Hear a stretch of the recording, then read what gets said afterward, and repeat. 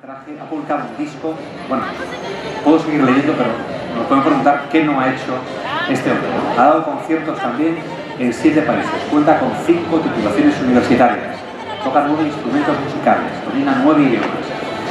Como voluntario, su experiencia viene de lejos también. En Estados Unidos ha trabajado con refugiados políticos bosnios y con reclusos a través del programa Big Brothers Big Sisters. En Bolivia ha estado colaborando con emprendedores campesinos y en cárceles de mujeres en Paraguay. Es autor de la siguiente frase con la que le vamos a dar la bienvenida: si la sociedad te ha dado tu éxito, una parte de él le corresponde a ella y quiero devolvérselo. Y es lo que va a hacer Anxo Pérez. Un aplauso para él.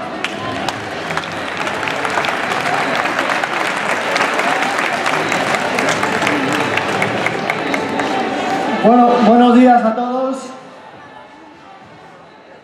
Vamos a dar el segundo intento. Buenos días a todos. Así me gusta. ¿Orense tiene energía o no tiene energía, Orense? A ver que os oigo, hacer mucho ruido. Mucho ruido. ¿Hay energía en Orense, sí o no? Bueno, pues me han dicho que hoy estoy de suerte porque es posible que ante mí tenga el público más interactivo de la historia. ¿Es así, sí o no?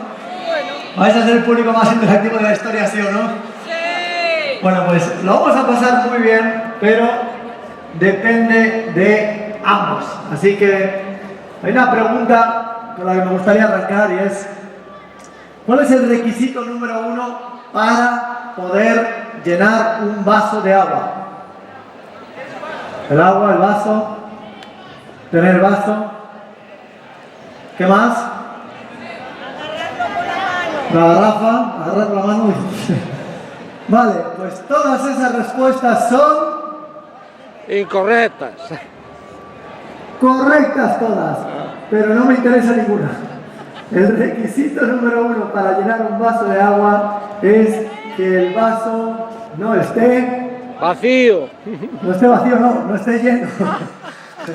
Que el vaso no esté lleno, con lo cual ese es el requisito número 1. Si vosotros os encargáis de darme un vaso que esté vacío, yo me voy a encargar de llenarlo. Con lo cual lo que os voy a pedir es que vengáis con una mentalidad abierta, un vaso vacío, y yo me encargaré de intentar llenarlo. Pero va a depender de ambos. Entonces, hay una frase, yo digo que vivimos en un país muy bonito, precioso, pero en el que lamentablemente reina más la cultura de la crítica que la cultura del aplauso.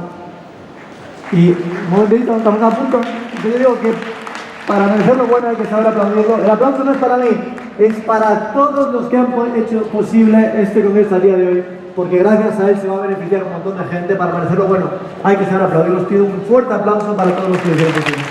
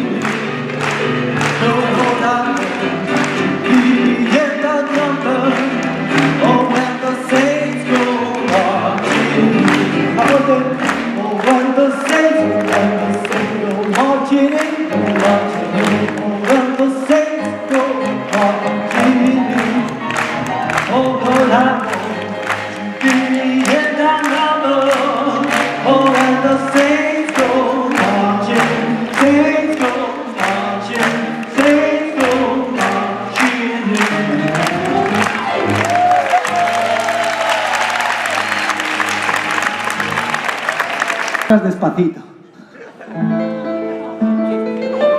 Venga, va, Laura.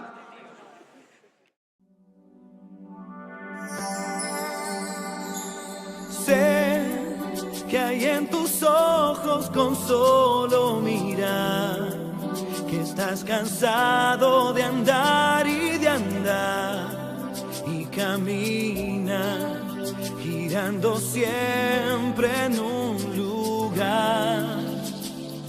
Sé que las ventanas se pueden abrir, cambiar el aire depende de ti. Te ayudará, vale la pena una vez más saber que se puede, querer que se pueda, quitarse los miedos, sacarlos afuera, pintarse la cara color esperanza, tentar al futuro con el corazón.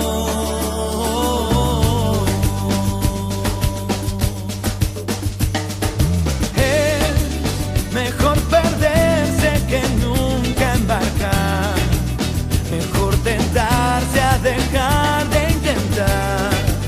Aunque ya ves que no es tan fácil.